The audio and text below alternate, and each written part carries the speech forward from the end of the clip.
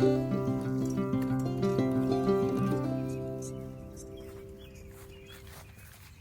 guys, this is He Provides Homestead, and today we're going to give you a mini tour of our macro farm. Onions.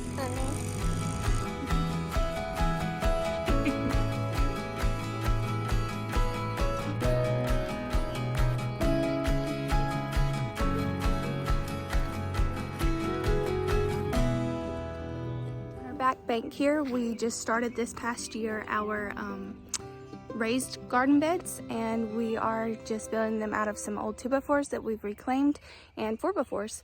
So we have filled them with sugar snap peas and some onions. So I'll show you guys those. These are our onions we planted in late February, early March, and as you can see, they are really starting to take off.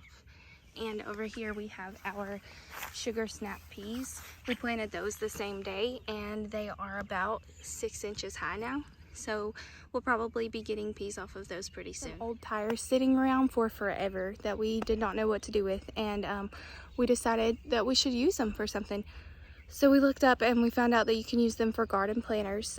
So we did plant some of our things in there. We planted 2 things of strawberries, and they have been growing since the same time, late February, early March. We just planted these guys from a little pack that we got from Walmart, and they have done pretty good, and they lived through 2 frosts also. As you can see, the frost probably got that one, but the rest seem to be doing good, and all of these are thriving and multiplying and growing. So hopefully before long we'll have this whole thing full. We knew that we wanted to grow berries because berries are one of our favorite things here on the farm.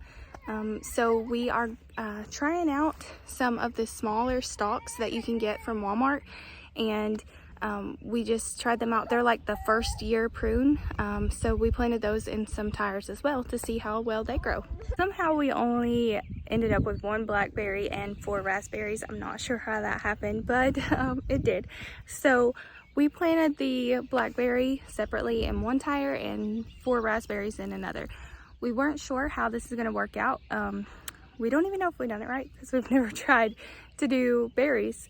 But they do seem like maybe they've grown a little, so stick with us and you'll see later in the summer if they decide to grow or bloom out or something like that. This is our baby blackberry. He's tiny, and I think these take a couple years to get to harvest. You know, I really don't know. I'm still learning a lot about berries. But these are our raspberries, and hopefully they grow. We pray that He'll provide. Now, we live on 2 acres, so if you think that you can't farm to sustain your family on the land that you have, I'm sure that you can. We do everything that we need to survive and more on 2 acres. And this plot here is our garden, and it's probably about a ½ acre of our property. We farm half of the property we farm animals, half the property we farm food, and for our family that's what it would take to survive and to monetize some of our produce to supply needs for our animals, for our family, to pay our bills, things like that. So for self-sustainability, we are using 2 acres to macro farm, and if crap hits the fan, I think we'll be just fine. We have potatoes, corn, beans, radishes, okra, watermelon, pumpkin, and squash planted. We plan to plant all of the smaller flowering things like tomatoes, cucumbers, things like that in our raised gardens. This is just for mass produce, and cabbage as well, so that we can plant more than we need for our family and sell what we don't need or preserve what we don't need. In 2020, when COVID first hit, we got hit with the revelation that it was very important to become self-sustainable. So the Lord has just really been pouring it out on our hearts to learn how to do this, to provide for our family, and to teach our kids what it means to have a good work ethic and to learn how to sustain yourself. So this past year we started getting animals, and we now have around 20 chickens, 3 pigs, a dog, 7 or 8 rabbits, and that's for now. We plan to get many more animals, but that's what we're using right now to sustain off of, and we have plans for all of those things. And everything we built it out of reclaimed materials. We don't have any money hardly in anything other than staples and the wire, and nails, of course. So this is our chicken house. My husband's a carpenter, so he pulled down a deck and we used decking boards, and we built this whole chicken coop from the decking boards.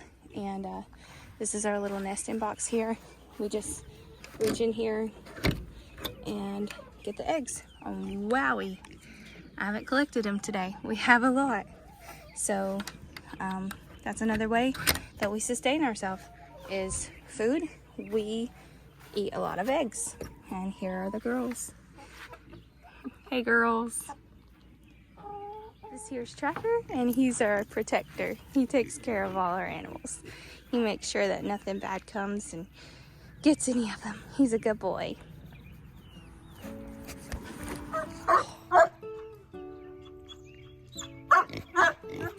So we knew that we had to have meat for our family, so we bought 10 Cornish Rock hens, and we unfortunately lost a few of them due to a predator and natural causes.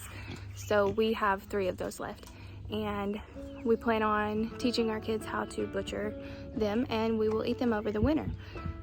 And that was something hard for our kids, is to learn, you know, the hard part about farming is losing animals sometimes, and it just happens. Sometimes you can help it, sometimes you can't. So that was our first sadness as farming, and that was the hard part, is learning that part about it. But here are our babies that we do have left. And we raised these babies from really small little guys, so they are getting pretty big. We're excited to see where they go, and we're thankful for them that they made it. And along with knowing that we had to have meat, we knew that a good source of meat would be pig for our family, because we do eat a lot of pig meat.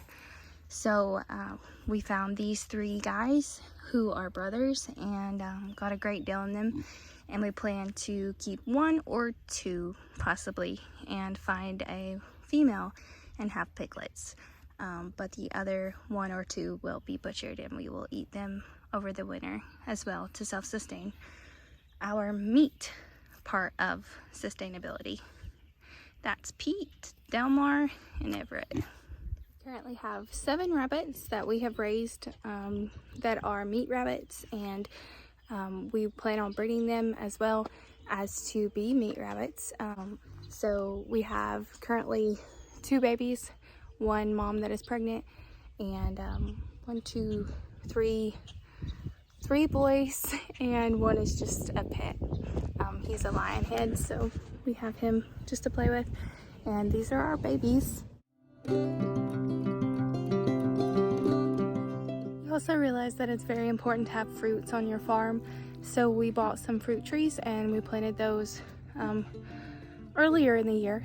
We have 2 plum and 2 pears, and they are growing tremendously. They're doing great, and I'm excited for them. Our whole property also used to be an apple orchard that my family owned, so along the line of our property we have about 11 or 12 heirloom apple trees, and we get apples off of those every year, but we want to have a little bit of variety, so that's why we planted the trees, and we have them up the line here. This is our pineapple pear, and then you have the plum and another Bartlett pear and 1 more plum at the end. So we have bought 4 trees, and we plan to buy more. We'd like for this whole side here to be an orchard again, and raise garden beds. So that's our plans, and I think that should definitely do us, and anyone else who may come in contact with us that is in need of food, things like that. If you would like to learn more about us or purchase from our farm, you can go to our Facebook page called He Provides Homestead, and you can order from there or help us and donate, or you can just follow along on our blog. So we hope to see you guys there, and always remember that He provides.